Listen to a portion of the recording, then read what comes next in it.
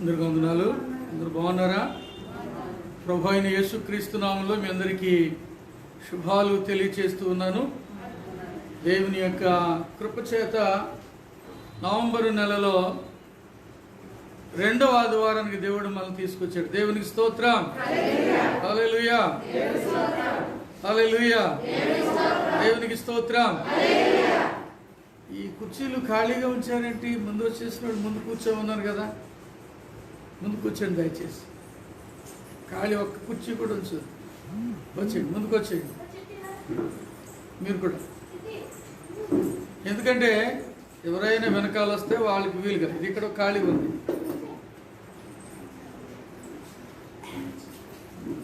వచ్చేయండి, మీరు వెళ్ళి వచ్చేయండి. వచ్చేయండి.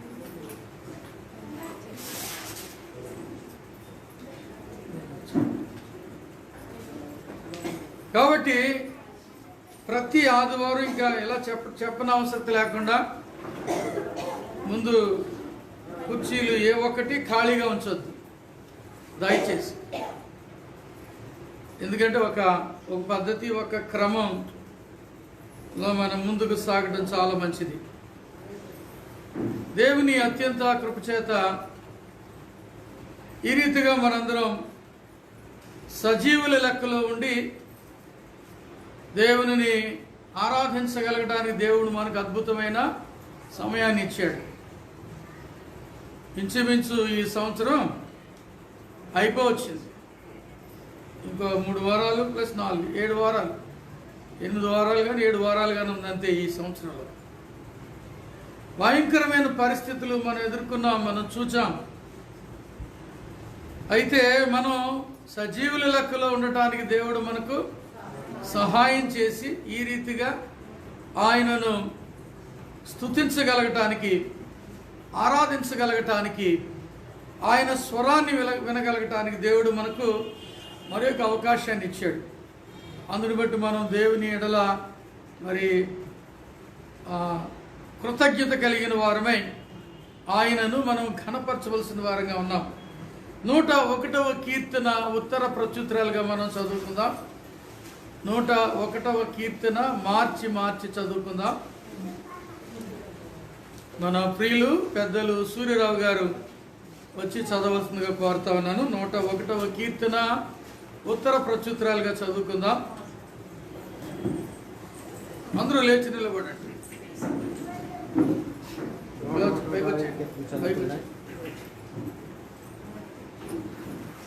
101వ దావీదు కీర్తన చదువుకుందాం. నేను కృపను గూర్చియు న్యాయమును గూర్చియు పాడేదను, యెహోవా నిన్ను కీర్తించెదను.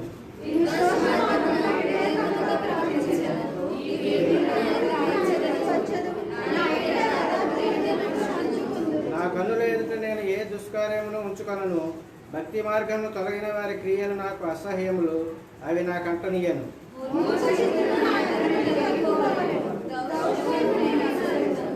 తమ పొరుగు వారిని చాటున దూషించే వారికి నేను సంహరించదను.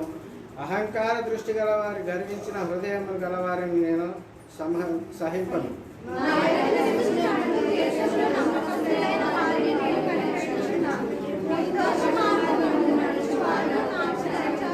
మోసము చేయవాడు నా ఎంట నివసింపరాదు, అబద్ధములాడువాడు నా కన్నుల ఎదుట నిలువడు.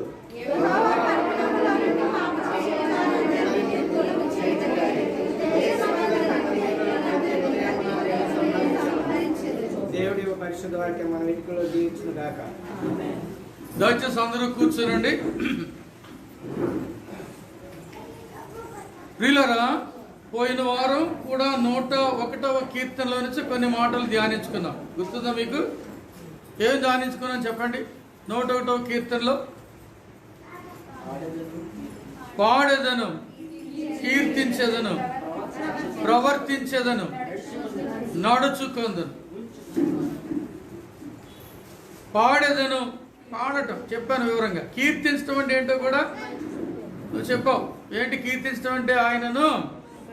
ఆయన చేసిన కార్యాలను ఘనపరచటం. ఆ తర్వాత ఇంకేమంటున్నాడు? నిర్దోష మార్గమున వివేకముతో ప్రవర్తించెదను. ఆ తర్వాత నా ఇంట యథార్థ హృదయముతో నడుచుకొందును. అది ఉదాహరించుకున్నాం, వివరంగా చెప్పుకోలేదు. మనము పాడాలి, కీర్తించాలి, ప్రవర్తించాలి. ఎలా ప్రవర్తించాలి? నిర్దోష మార్గమున యథార్థ హృదయముతో వివేకముతో ప్రవర్తించాలి.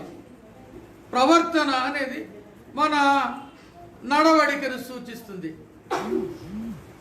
బిహేవియర్ మన క్రియలు, మన జీవితం, చూచేవారికి కనపడే జీవితం. Our behaviour outside where everybody can see. బయట అందరూ చూచే సందర్భంలో ఉండేది ప్రవర్తన. ఆ తర్వాత అంటా ఉన్నాడు, అదే చరణంలో చదవండి, నా ఇంట యథార్థ హృదయముతో నడుచుకొందును. ఇంట అంటే ఏంటి చెప్పండి? మార్గమును అంటే బయట, ఇంట అంటే చెప్పండి అమ్మా, గట్టిగా చెప్పండి, లోపల. Secret life, when you are all alone inside your home, your house or your room, in your office where nobody watches you. మీ ఇంట, నీ గదిలో, నీ ఆఫీసులో, లోపల ఎవరు నిన్ను గమనించకుండా ఉన్న పరిస్థితులలో ఏముండాలంటే అండి, యథార్థత ఉండాలి. యథార్థత అంటే ఇంటెగ్రిటీ. యథార్థ హృదయంగా నీవు నేను బ్రతకాలి అనేది దేవుడు కోరుకుంటూ ఉన్నాడు. సహోదరుడా, సహోదరి, ప్రవర్తన బయట చూపించేది. ఇక్కడేమంటున్నాడండి, ఇంట యథార్థ హృదయంతో నడుచుకుందును. I behave inside my house with integrity. లోపల ఉన్నప్పుడు నా ప్రవర్తన, నా నడవడిక, నా క్రియలు కూడా జాగ్రత్తగా ఉంచుకుంటాను. మనం ఏం చేస్తాం? మనం చూసే వారికి మనం చాలా భక్తిని ప్రదర్శిస్తూ ఉంటాం. when people watch you, when people are looking at you, when people try to put their eye on you. ఇప్పుడు ఒక చోట ఇవన్నీ ఉన్నాయి, సీసీ కెమెరాలన్నీ పెట్టేసాం. సీసీ కెమెరాలన్నీ పెట్టేసాం అన్నప్పుడు సీసీ కెమెరా ఉన్న దగ్గర ఏం చేస్తాం మనం చెప్పండి? 3 కెమెరాలు పెడతాం మన చర్చిలో. వెనకాల నుంచి ఒకటి, ఆ మూల నుంచి మెట్లు ఎవరు ఎత్తున్నారు అక్కడ, ఇదిగో ఈ బాక్స్ దగ్గర ఒకటి, అందరూ కనపడేలాగా. ఎలాగ మన ప్రవర్తన ఉంటుందో, కెమెరా ముందు ఎలా ఉంటాం మనం? కెమెరా ముందు చేసేది ఏంటి చెప్పండి? కెమెరా ముందు ఏం చేస్తారమ్మా?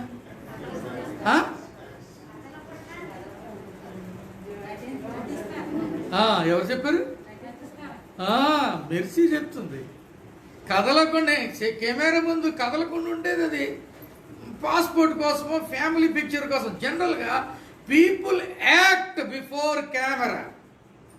కెమెరా కనుక మనం అబ్జర్వ్ చేస్తూ ఉంటే మనం ఏం చేస్తాం? చక్కగా నటిస్తాం. మనందరికీ నట సార్వభౌమ, నట ఏంటిది చక్రవర్తి, లేకపోతే ఏదేదో ఉంటాయి కదా పెద్ద పెద్ద బిరుదులు, చాలా పెద్ద బిరుదులు.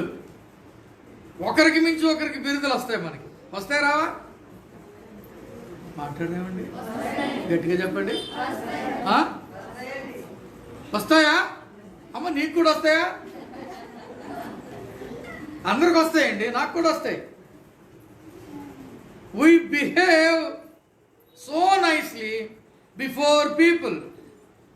ఏమీ కనబడకుండా, ఏమీ తెలియకుండా, వారేమీ అబ్జర్వ్ చేయకుండా జాగ్రత్త పడిపోతూ ఉంటాం. We act. దావీదు అంటున్నాడు, బయట బాగా ఉంటాను, ఎవరైనా ఉంటారు బయట బాగా అందరూ చూసేటప్పుడు, కానీ నా ఇంట యథార్థంగా ఉంటానంటా అన్నాడు. ఇంటిలో ఉన్నప్పుడు నీ గదిలో ఉన్నప్పుడు, నీ ఒక్కడివే ఉన్నప్పుడు, నీ ఒక్కదానివే ఉన్నప్పుడు ఏం చేస్తున్నావు? నీ క్రియలు ఎలా ఉన్నాయి? నీ ప్రవర్తన ఎలా ఉంది? నీ ఆలోచనలు ఎలా ఉన్నాయి? నీ ఫోన్ ఏం చేస్తుంది? నీ కంప్యూటర్ ఏం చూపిస్తుంది? నీ ఫోన్లో ఏంటి సంభాషణ? ఎదురు బదురు మాట్లాడుకులా వచ్చింది కదా ఇప్పుడు. చూడటం, చూసుకోవటం, ఒకళ్ళొకరు చూసుకుంటూ మాట్లాడటం, చాలా వచ్చేస్తాయి. When you are inside your room, when you are on a video call with someone, ఎలా ఉంది నీ బిహేవియర్? ఎలా ఉంది? మనకు ఒక లిమిట్ ఉంది కదా, ఉందా లేదా? మనకి బిబ్లికల్ స్టాండర్డ్ ఏంటో తెలుసా? ఏ man should have his own wife, అలాగే a woman should have her own husband. He can talk anything, he can do anything, he can act as you like with your husband or with your wife. There is nothing wrong in it. ఎందుకంటే నీ శరీరం మీద నీ భార్యకు, నీ భర్త శరీరం మీద నీకు అధికారం ఉంది. Do whatever you want to do. But outside of our marriage, మన వివాహానికి వెలుపల, భర్తకు కాకుండా లేక భార్యకు కాకుండా వివాహమునకు వెలుపల నీ వీడియో టాకింగ్ ఎలా ఉంది? వీడియో కాలింగ్ ఎలా ఉంది? నీ ఫోన్ ఏం మాట్లాడుతున్నావు? నువ్వు ఒక్కదానివే ఉన్నప్పుడు, ఒక్కడివే ఉన్నప్పుడు, ఒంటరిగా ఉన్నప్పుడు ఏం మాట్లాడుతూ ఉన్నావు? ఎవరితో మాట్లాడుతూ ఉన్నావు? ఏ సందర్భాలు మాట్లాడుతూ ఉన్నావు? ఏ ఇచ్చల కొరకైనా దురద చెవులు కలిగి ఉండి మాట్లాడుతూ ఉన్నాం? ఒకసారి మనం ఆలోచించుకోవాలి. దావీదు అంటూ ఉన్నాడు, నా ఇంటిలో ఉన్నప్పుడు, when I am in my house, in my room, when I am all alone, personal life లో సాలిట్యూడ్ గా ఉన్నప్పుడు, ఒక్కదాన్నే ఉన్నప్పుడు ఎలా ఉండాలంట? యథార్థంగా ఉండాలి. యథార్థత కాదు. ఎందుకో తెలుసా? నేను చూడకపోవచ్చు, మీ మామగారు చూడకపోవచ్చు, మీ అత్తగారు చూడకపోవచ్చు, నీ భార్య చూడకపోవచ్చు, నీ భర్త చూడకపోవచ్చు, లేకపోతే నీ పిల్లలు చూడకపోవచ్చు, నీ తల్లులు చూడకపోవచ్చు, నీ తండ్రులు చూడకపోవచ్చు, నీ వారు చూడకపోవచ్చు, కానీ there is an eye which is always watching at you. That is more than countless CC cameras కదా. ఒక కన్ను ఉన్నది, ఎల్లప్పుడూ నేను చూస్తూ ఉన్నది. ఆయన కంటికి చీకటి అయినను చీకటి కాకపోవను. చీకటి మధ్యాహ్నం వలె ఉంటుంది. 139:12 చదవమ్మా. 139వ కీర్తన 12. చీకటి అయినను నీకు చీకటి కాకపోవను, రాత్రి పగటి వలె నీకు వెలుగుగా ఉండును. చీకటిను వెలుగును నీకు ఏకరీతిగా ఉన్నాయి. చీకటి వెలుగు ఒకేలా ఉంటాయండి దేవుడికి. సేమ్ మారదు. మనమైతే నైట్ విజన్ గ్లాసెస్ పెట్టుకోవాలి, అది కూడా తెల్లగా కనపడుతుంది, న్యాచురల్గా కనపడదు కదా. నైట్ విజన్ గ్లాసెస్ పెట్టుకుంటే ఏదో మసకగా కొంచెం తెలుస్తుంది. కానీ the I of the lord, దేవుని కన్నులు, దేవుని నేత్రములు, దేవుని దృష్టి లోపల ఉన్నప్పుడు నీ వెలుపల శరీరాన్ని, ప్రవర్తనను చూస్తూ ఉంటాడు. నీవు లోపల ఉన్నప్పుడు నీ హృదయాన్ని, లోపల స్థితిని చూస్తూ ఉంటాడు. హి నోస్ ఎవ్రీబడి, హి వాచెస్ ఎవ్రీథింగ్. కాబట్టి ఇంటిలో ఉన్నప్పుడు ఎలా ఉండాలంటే అండి, యథార్థత.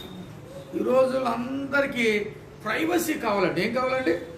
People want privacy. మరి మా చిన్నప్పుడు మాకు we don't have any privacy because we never had either cell phones or tabs or computers, only letters. నాకు ఎవరు ఉత్తరం రాసినా మా నాన్నగారు మా అమ్మగారు చదివి నాకు ఇచ్చేవారు. ఒక వ్యక్తి నాకు కంటిన్యూగా ఉత్తరం రాస్తా ఉంటే మే నెల 6న 5న రాస్తే 99వ సంవత్సరంలో నాకు జూన్ నెల 18, 19 తారీఖు వరకు తెలియదు ఎన్ని ఉత్తరాలు వచ్చినాయో.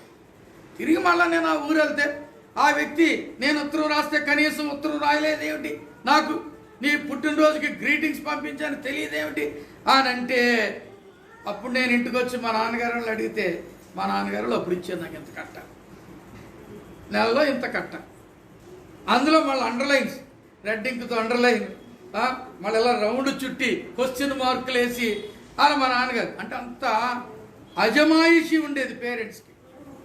ఎంత ఉండేదండి? అంత అజమాయిషి. ఒకవేళ ఏదైనా కూడని మాట ఉంటే, ఒకవేళ ఉంటే కదా, స్నేహితుల మధ్య కూడా కూడని వ్రాతలు కూడని మాటలు ఉంటాయి కదా, కూడని మాటలు ఉంటే my parents use to question me. ఈ రోజుల్లో అయితే క్వశ్చనింగ్ చేయటం లేదు.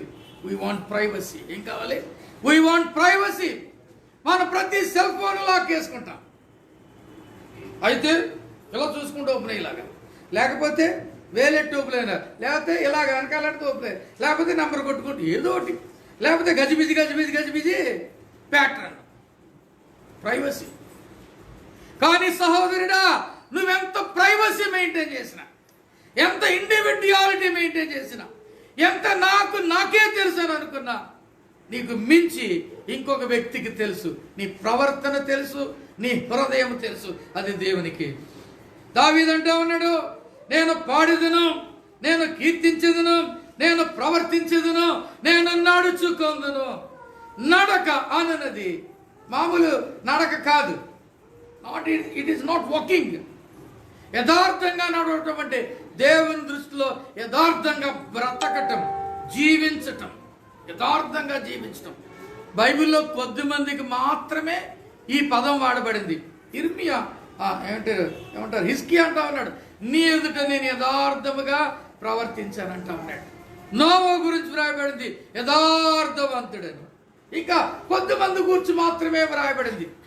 యథార్థత కలిగి ఉండటం అందరికీ సాధ్యం కాదు. అందుకే దావీదు నేను యథార్థవంతుడని అంటలేదు. ఏమంటున్నాడు? నేను నీ ఎదుట యథార్థ హృదయంతో నా ఇంట నడుచుకుంటాను. మా అమ్మమ్మ గారు పెద్దవాడి 100 సంవత్సరాలు బ్రతికారు. ఆమె అంటూ ఉండేవారు, ఒకళ్ళ గురించి చెప్తా అనేవారు, ఇతను ఇంట్లో ఇలకోడి బయట బంగారు పిచ్చుక అనేది. ఏంటంట? ఇంట్లో ఇలకోడి బయట బంగారు పిచ్చుక. ముసలాళ్ళు పెద్దాళ్ళ యొక్క సామెతలు అలా ఉండేవి. ఇలకోడి అంటే తెలుసు కదా మీకు. ఒక్కొక్కసారి మన ఇంట్లో ఒకలాంటి కూత, ఏదో చిన్న పెట్టో ఏదో కూస్తున్నట్టుగా వినపడుతుంది. అది ఈ ఏమంటారు మిడత, నల్ల రకం మిడతలు ఒక సీజన్లో బయటకు వస్తాయి. అవి కొన్ని మిగిలిపోయి ఈ తలుపు చాటునో ఎక్కడో మూలుండి అవి రాత్రంతా కూస్తూనే ఉంటాయి. ఇంట్లో ఎలాగో ఆ కోత బాగుంటుందా? ఆ కోత బాగోదు. తలపోటు, చికాకు, అసహ్యం, ఎందుకు వచ్చిన బ్రతుకురా అని చెవుల్లో ఏ పెట్టుకుంటాం? బడ్స్ పెట్టేసుకుని, లేకపోతే దూది పెట్టుకుని, అయ్యో నాకు తలపోటు, కొంతమంది తలపోటు అంటూ ఉంటారు. ఇంట్లో ఎలకోడిలా బయట బంగారు పిచ్చిలా ఉండద్దు నువ్వు. దావీదు ఇంటిలోను బయట ఒకేలా ఉంటానంటా ఉన్నాడు. ఆ తర్వాత ఏమంటాడు తెలుసండి? నా కన్నుల ఎదుట ఏ దుష్కార్యమును ఉంచుకొనను అంటా ఉన్నాడు. What are you watching? ఏంటిది? ఇప్పుడు ఇక్కడ పెట్టాం కదా, ఏంటది? What are you watching? What are you watching on? ఏంటి? నీ కన్నులు ఎదుట ఏమి ఉన్నది? పైకి కొంతమంది రాలేకపోతున్నారని ఒక టీవీ కొందాం కింద పెట్టి, ఎలాగ మనం ఆన్లైన్లో చెప్తున్నాం కదా, ఆండ్రాయిడ్ వెర్షన్ టీవీ కొందాం అని నేను ఎంతకు ఉంటుందా కొందాం 40 inches కొని అక్కడ గోడకు పెడితే కిందకి రానేళ్ళు. ఇప్పుడు యాకోబు గారు ఉన్నారు, పైకి రాలేదు. అలా పైకి ఎక్కలేని వాళ్ళు కొంతమంది కింద కూర్చుని వినేసి వెళ్ళిపోతున్నారు. నాకు 2-3 అడిగారు, పైకి ఎక్కలేకపోతున్నామండి, మాకు కిందకి కావాలండి. ఓరలో ఏదో విధంగా అప్పో చేసి మొత్తానికి ఒక టీవీ కొందామని నిర్ణయం చేసుకుని వెళ్ళాను. అతను అంటా ఉన్నాడు, ఏమండి 4K కావాలా ఇప్పుడు అది అవుట్డేటెడ్ అయిపోయిందండి. 8K వచ్చిందండి. ఏమొచ్చింది? 8K అయితే ఇంకా స్పష్టంగా కనపడుతుంది. 8K అయితే క్రిస్టల్ క్లియర్గా ఉంటుంది. Even in the out side బొమ్మ స్పష్టంగానే ఉంటుంది. 8K బాగుంటుందండి. That person was suggesting for 8K. ఈ పండగల సందర్భంగా ఈ ఆఫర్స్ ఇచ్చి అమ్ముతూ ఉంటున్నారు కదా, పేపర్ల నిండా ఇవే అడ్వర్టైజ్మెంట్స్. మీరు చూసే ఉంటారు, పేపర్లు చదివాళ్ళు చూస్తూ ఉంటారు. నేను జనరల్గా పేపర్ చూడట్లేదు ఈ మధ్య. పోయిన వారంలో ఒక పేపర్ తిరిగేసి చూస్తూ ఉంటే ఆ పేపర్లో టీవీల గురించి రాశాడు. ఒక టీవీ 1,40,000 రూపాయలు అని రాశాడు. బాబోయ్, 1,40,000 రూపాయలు! ఏ బాబోయ్, ₹1,00,000 అంటే ఎన్ని చేసుకోవచ్చు అని నేను అనుకుంటా ఉన్నాను.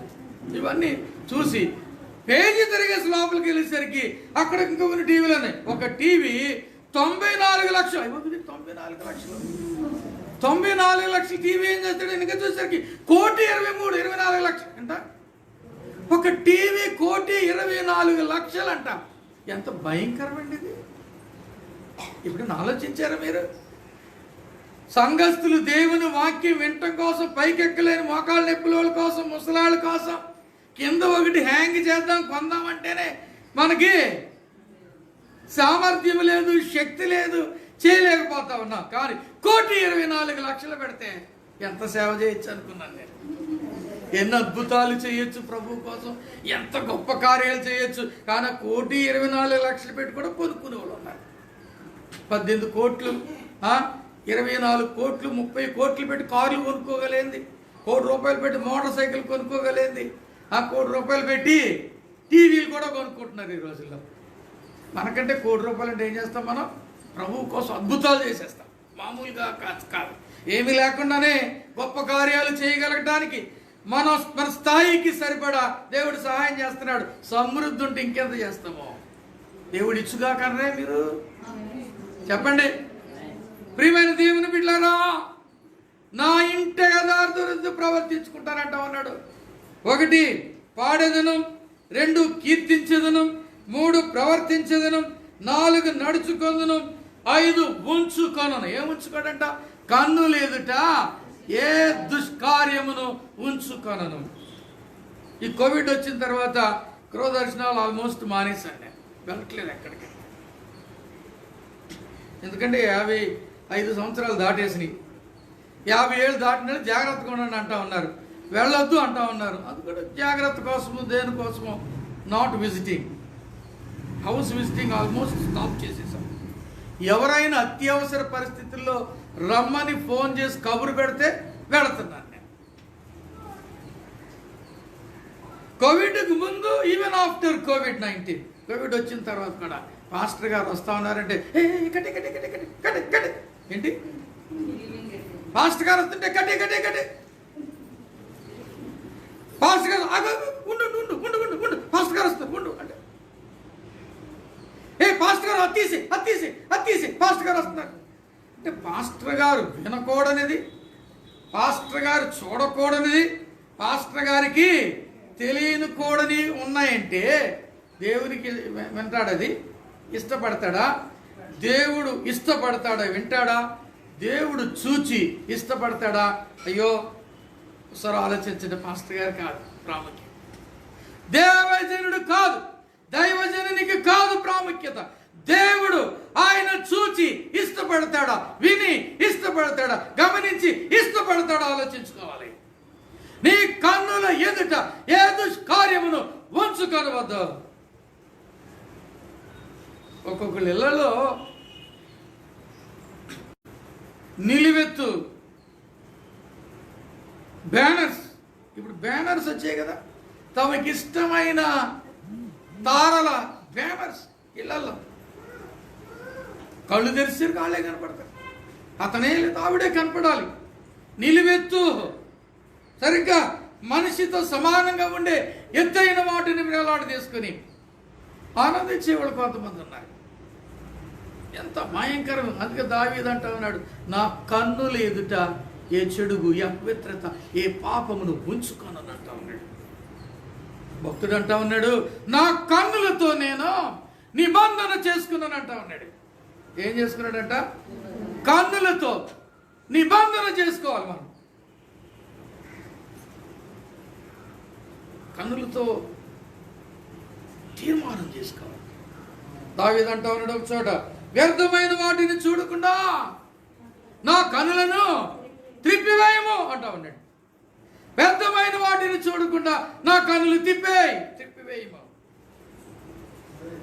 సహోదరుడా, సహోదరి, యథార్థంగా ఉండటం మాత్రమే కాదు, కన్నులు ఎదుట ఏ చెడుగును మనం ఏం చేయకూడదు, ఉంచుకోకూడదు. ఏం చూస్తున్నావు? ఏం చూస్తున్నావు నీ కంటితో? ఏం వాచ్ చేస్తున్నావు? దేని కొరకు నీ కన్నులు వెంపర్లాడుతున్నాయి? దేనిని నీ కన్నులు వెంబడిస్తూ ఉన్నాయి? దేనిని నీ కన్నులు వెతుకుచూ ఉన్నాయి? దేనిని నీ కన్నులో,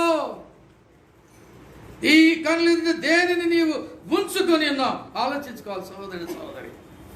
ఇంకా మన క్రిందకి వెళ్తుంటా ఉన్నాడు, మూర్ఖ చిత్తుడు నా యొద్ద నుండి తొలగిపోవలను, దౌష్ట్యమును నేను దానికి ముందు అంటా ఉన్నాడు, భక్తి మార్గము తొలగిన వారి క్రియలు నాకు అసహ్యములు, అవి నాకు అంటనీయను. ఏంటంట? భక్తి మార్గము తొలగిన వారి క్రియలు నాకు అసహ్యం, వాటిని నేను అంటనీయను. మొదటిది పాడేదనం, రెండవది కీర్తించేదనం, మూడవది ప్రవర్తించేదనం, నాలుగవది నడుచుకొందును, ఐదవది ఉంచుకొనును, ఆరవది అంటనీయను. ఏమంటనివ్వడంట? భక్తి మార్గము తొలగిన వారితో, వారి క్రియలతో నేను అంటుకున్నాను. అంటే నేను తిరగని వాళ్ళతో నేను అంటకాగను, వాళ్ళ క్రియలు అంటుకున్నాను. మనం చాలా సందర్భాలు, పోయిన వారం క్రితం వారం నేను మీకు చెప్పాను, నేను భక్తి మార్గము తొలగిపోయిన వారితో ఇంకా నువ్వు స్నేహం చేస్తున్నావా? సత్య మార్గం నుండి తొలగిపోయి ఈ మార్గమును విడిచి వెళ్ళిపోయి వద్దు నాకు అని వెళ్ళిపోయిన వారితో నీకు అటాచ్మెంట్స్ ఏంటి? నీకు స్నేహం ఏంటి? నీకు మాటలేంటి? నీకు సంబంధాలు ఏంటి? ఒకసారి ఆలోచించు. అక్కడ మాకండి స్నేహితుడండి, ఆయనతో కొన్ని మాకు లింకులు ఉన్నాయండి, లింకులను తెగొట్టుకో లింకులను త్వరగా. నిన్ను కూడా ఏం చేస్తా సాతాను? తన ఆకర్షణ వైపు లాక్కుంటుంది. Surely you will be pulled off. నేను లాగేస్తాను అంతే. మనకంత శక్తి లేదు నిలదొక్కునే శక్తి. అపవాది అభాండాలు వేస్తాడు, అపవాది అనుమానం కలుగు చేస్తాడు, అపవాది నేనేం చేస్తాడంటే అతని వైపు ఆకర్షించుకుంటాడు. కాబట్టి భక్తి మార్గము తొలగిన వారి క్రియలకు నేను దూరంగా ఉంటాను, అవి నాకు అంటనీయని అంటా ఉన్నాడు. అంటనివ్వకూడదంట.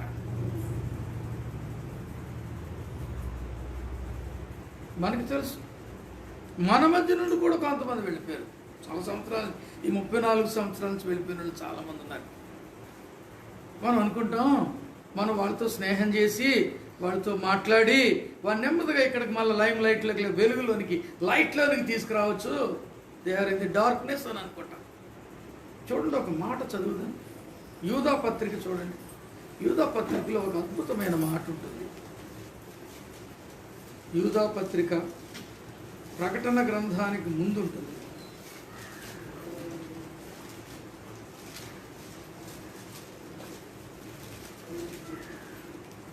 ఇరవై 22-23 చూడండి.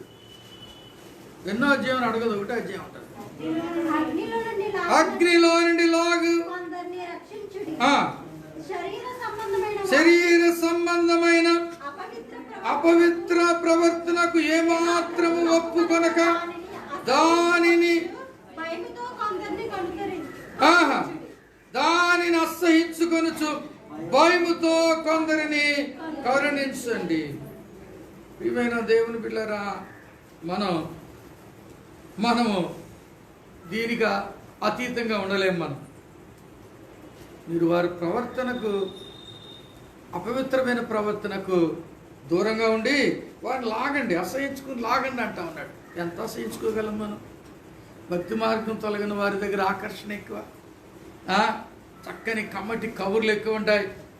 ఏదో దేనితోనో పోల్చి మనకు ఏదో చెప్తూ ఉంటారు.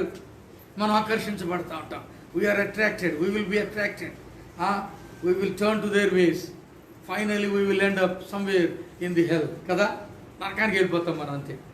భక్తి మార్గము తొలగిన వారు ఈ క్రమమైన సన్నిధిలో నుండి, మందిరములో నుండి, వాక్యములో నుండి, ఎక్కడ నుండి తొలగిన వారితో మీ స్నేహాలు కట్ చేయండి. ఈరోజు క్రితం వారం చెప్పాను, మళ్ళీ వారం చెప్తాను, కట్ చేయండి. యేసు ప్రభు వారు ఏమన్నారు తెలుసా? దేవుని మార్గంలో లేని కుటుంబ సభ్యుల గురించి చెప్తూ ఏమన్నా, నీ తల్లినైనను, నీ తండ్రినైనను, నీ అన్నదమ్ములనైనను, నీ అక్క చెల్లెండునైనను ఏం చేయాలంట? విడిచిపెట్టేమన్నాడు కదా. వారినే ప్రభు విడిచిపెట్టేయమంటే ఇక వీరెంత మనకి కదా, వీరెంత భక్తి మార్గం తొలగిపోయిన వారిని మనం స్నేహం చేయని అవసరం లేదు. వారితో ఆర్థికపరమైన సంబంధాలు పెట్టుకున్న అవసరం లేదు. వారితో హార్దికపరమైన సంబంధాలు కూడా పెట్టుకున్న అవసరం లేదు. అంటే హృదయానికి దగ్గర సంబంధాలు. వారితో ఎలాంటి సంబంధం మనకు అవసరం లేదు. అమ్మ బాగున్నారా? బాగున్నారు అంతే. ఎలా ఉన్నారు? మంచిది, వెళ్తానమ్మ, చర్చికి వెళ్ళాలి. అమ్మ వెళ్తానమ్మ, నాకు పని ఉంది. ఇంకొక మాట కొరకాగమ్మా తప్పక గురుగును విత్తుతారు.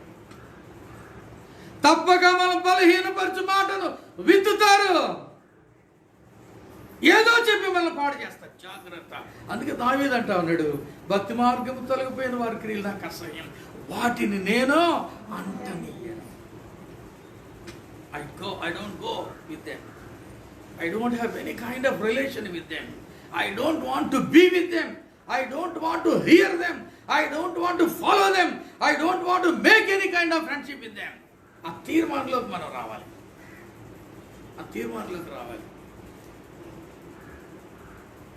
పెద్దయ్య గారు, పెద్దమ్మ గారు మమ్మల్ని చాలా స్ట్రిక్ట్గా పెంచారు. ఇప్పుడు మా పిల్లలు అంటారు, మనకి ఎవరో బంధువులు ఎవరో లేరేంటి అంటూ ఉంటారు.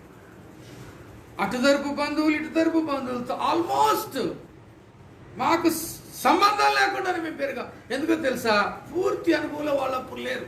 ఇప్పుడు దేవుని కృప చేత మా నాన్నగారు ముత్తాత తండ్రి గారు ఎప్పుడో 148 సంవత్సరాల క్రితం 1871లో 149 సంవత్సరాల క్రితం ఆయన హృదయాన్ని ఇచ్చి ప్రభువుని నమ్ముకొని దేవునికి తన జీవితాన్ని సమర్పించుకుని ఆయన మారు మనసు పొందటం వల్ల, సేవకుడు అవ్వటం వల్ల, ఆ బీజం ఉండటం వల్ల ఇప్పుడు మా కుటుంబంలో, మా నాన్నగారి తరపు కుటుంబాల్లో, అమ్మగారి తరపు కుటుంబాలు భక్తిలో కుటుంబాలే అనేక మంది సేవకులు ఇప్పుడు లేచారు. అద్భుతమైన సేవ చేస్తున్న వారు ఉన్నారు. కానీ మా బాల్యంలో అందులో చాలా మంది సేవకులుగా లేరు, దేవునిలోనే లేరు. కాబట్టి మమ్మల్ని వారితో సన్నిహితంగా పెంచలేదు. మాకు సెలవులు ఉండేవి కాదు. ఉండే సెలవులు, కానీ సెలవులు సరదాగా గడపడాలు ఉండేవి కాదు. సెలవులైనా ఏమైనా ఇంటి, ఇల్లు, చర్చ్ అంతే. సెలవులు అంటే సంవత్సరంలో సెలవు వస్తే చాలు ప్రయాణం కట్టేస్తాం. టపా కట్టి మూట పడేసినట్టే ప్రయాణం కట్టేస్తాం. బంధువులు ఇంటికో, స్నేహితులు ఇంటికో, ఎక్కడికో వెళ్తాం. మాకు అదేమీ లేదు. ఏమైనా లాస్ అయ్యాం మేము? ఏమీ లాస్ అవ్వలేదు. స్పిరిచువల్గా మేము పెరిగాం, ఒక పద్ధతిలో పెరిగాం, ఒక క్రమంలో పెరిగాం, వాక్యానుసారంగా పెరిగాం, పౌరుషంలో పెరిగాం, భక్తిలో పెరిగాం, ప్రార్థనలో పెరిగాం మేము. అందుకే ఈనాడు దేవుని కొరకు జీవించగలుగుతూ ఉన్నాం. ఎలాంటి పరిస్థితి వచ్చినా కానీ మనం ఎవరిని వదులుకోలేం. కుటుంబ సభ్యుల్ని వదులుకోలేం, కిత్తండి కిన్స్ని వదులుకోలేం, దగ్గర బంధువుల్ని వదులుకోలేం, స్నేహితుల్ని వదులుకోలేం, కొంచెం తెలిసిన వాళ్ళు కూడా వదులుకోలేం. అందరూ కావాలి మనకి, అంతా కావాలి. They will all come and dump so many things in our hearts, in our minds. అందరూ వచ్చి ఏదో ఒకటి మన బుర్రలో, మన హృదయంలో వేస్తూనే ఉంటారు. చెత్త కుప్పలో పాడేసినట్టుగా పాడేస్తూ ఉంటారు. అది లోపల మురిగి మురిగి మురిగి కుళ్ళి మన మనసులను, మన తలంపులను, మన జీవితాన్ని, ఆత్మీయ జీవితం పాడు చేస్తుంది ఒక్కొక్కసారి. అందుకే బైబిల్లో ఒక మాట ఉంది, కొరింథీలో పౌలు అంటా ఉన్నాడు, దుష్ట సాంగత్యము మంచి నడవడిని చెరుపుతుంది. జాగ్రత్త. అవిశ్వాసులతో విచ్చోడుగా ఉండకుడి. కొరింథీ 2వ పత్రిక 6లో అంటా ఉన్నాడు. చదవండి 6:13 చదవండి. కొరింథీ 2వ పత్రిక 6.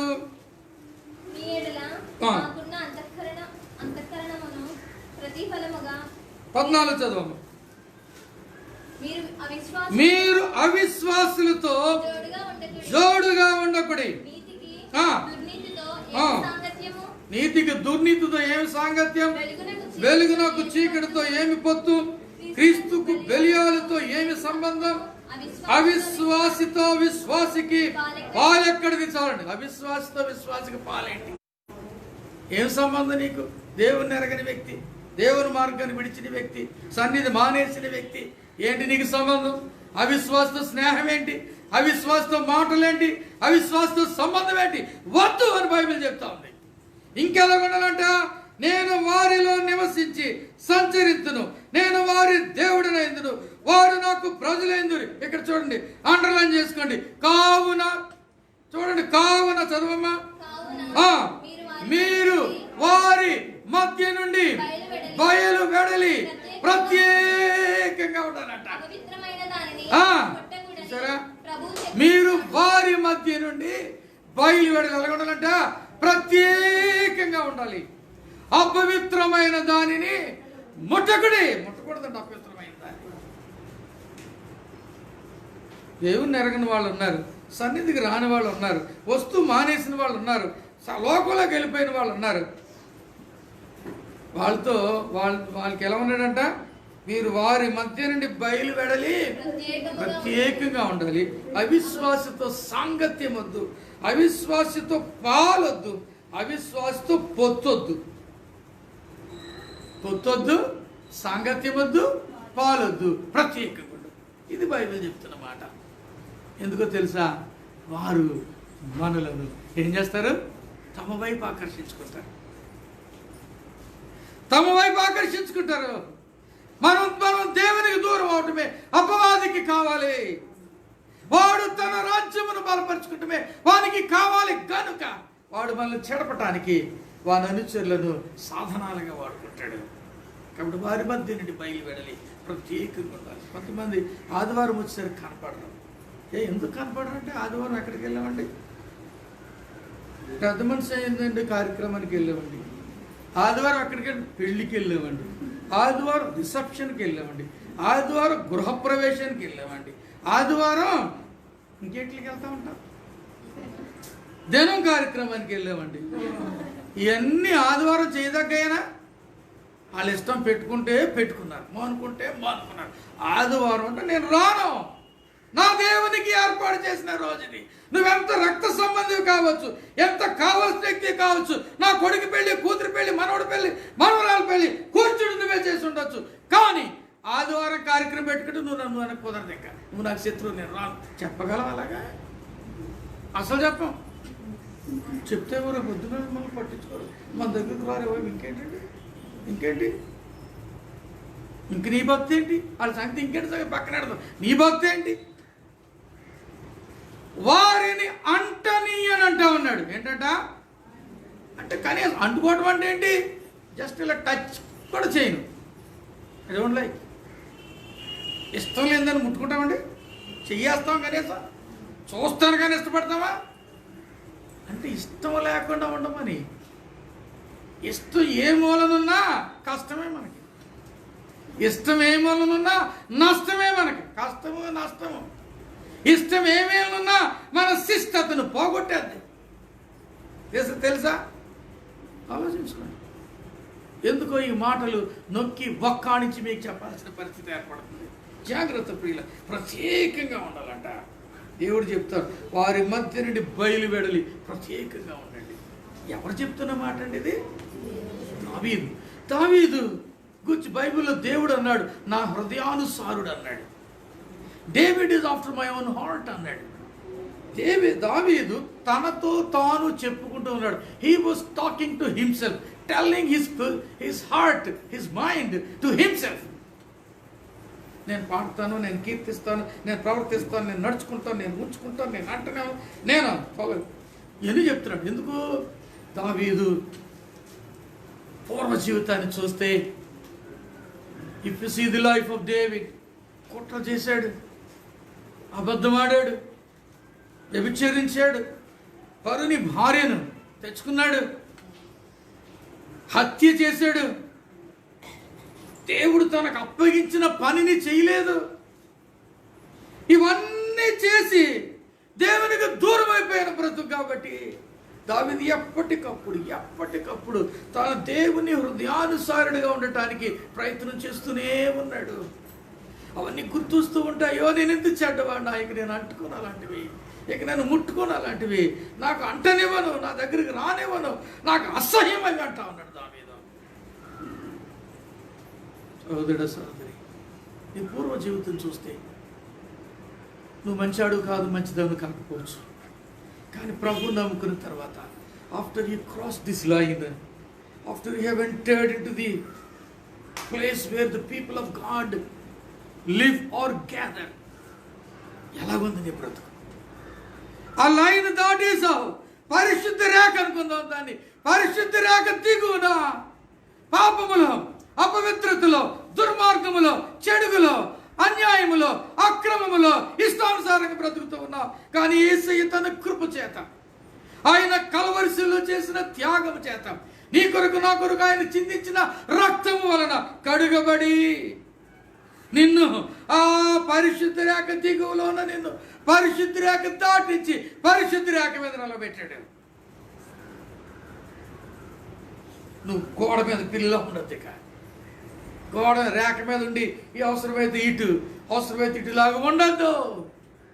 అక్కడి నుండి నీ జీవితంలో, బ్రతుకులో, పరిశుద్ధతలో, ప్రార్థనలో, వాక్య జీవితంలో, సాక్ష్యంలో దినదిన ప్రవర్తన చింతన ఎదుగుతూనే ఉండాలి.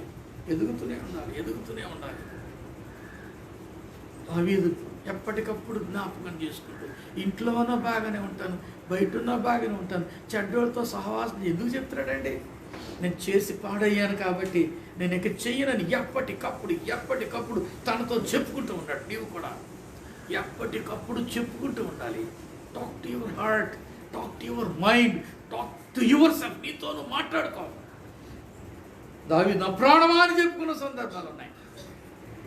4వ కీర్తనలో కూడా David talking to God, David talking to men, David talking to himself అని ఒక ప్రసంగం చేశారు, మీకు గుర్తుండే ఉంటుంది. దేవుడితో మాట్లాడుతున్నాడు, మనుషులతో మాట్లాడుతాడు, చివరికి తనతో తాను మాట్లాడుకుంటూ ఉన్నాడు. నీతో నువ్వు మాట్లాడుకో, నీలో నువ్వు చెప్పుకో. ఎప్పటికప్పుడు నువ్వు ఎలా ఉండేవాడు, ప్రభు కృప చేత ఇలా ఉన్నావు, నువ్వు చేసేవాడు ప్రభు కృప చేత ఇలా చేసావు, ఇక ఎన్నడవి వద్దు, ఆ మాటలు వద్దు, ఆ క్రియలు వద్దు, ఆ చూపులు వద్దు, ఆ నడకలు వద్దు, ఆ పడకలు వద్దు, ఆ స్థితి వద్దు అని చెప్పుకో. నీతో నీవు దేవుడు నిన్ను ఆశీర్వదిస్తాడు. అందుకే దేవుడు మనతో మాట్లాడుతూ ఉన్నాడు. ఇంకా మనం చూస్తే చాలా ఉన్నాయి. మూర్ఖ చిత్తుడు నా ఇద్దరిని తొలగిపోవలను, దౌష్ట్యము నేను అనుసరింపను, తన పొరుగువని చాటును దూషించవాడిని సంహరిస్తాను, అహంకార దృష్టి గలవాడిని నేను సహింపను, నేను కనిపెట్టుచున్నాను. ఇవి వచ్చేవారం చెప్తాను మీకు. ధ్యానించండి, మీకేమర్థమవుతుందో ధ్యానించండి. వచ్చేవారం వివరంగా మనం నేర్చుకుందాం. ఈ రీతిగా మన జీవితమును దేవునికి సమర్పించి బ్రతుకుదాం. మన జీవితాన్ని దేవుని చేతిలో పెట్టుకుని బ్రతుకుదాం, దేవునికి అప్పగించుకుందాం. ఒకవేళ ఆయనకు అయిష్టమైనది ఏదైనా ఉంటే ఈరోజు ఒప్పుకో, ఈరోజు సరి చేసుకో, ఈరోజు కడుక్కో, దేవుని చేతిలో నీ జీవితాన్ని పెట్టు. ప్రభుని ఆశీర్వదిస్తాడు. ఈ మాటలు దేవుడు మన వినికిడిలో దీవించి మనలను బహుగా ఆశీర్వదించునుగా.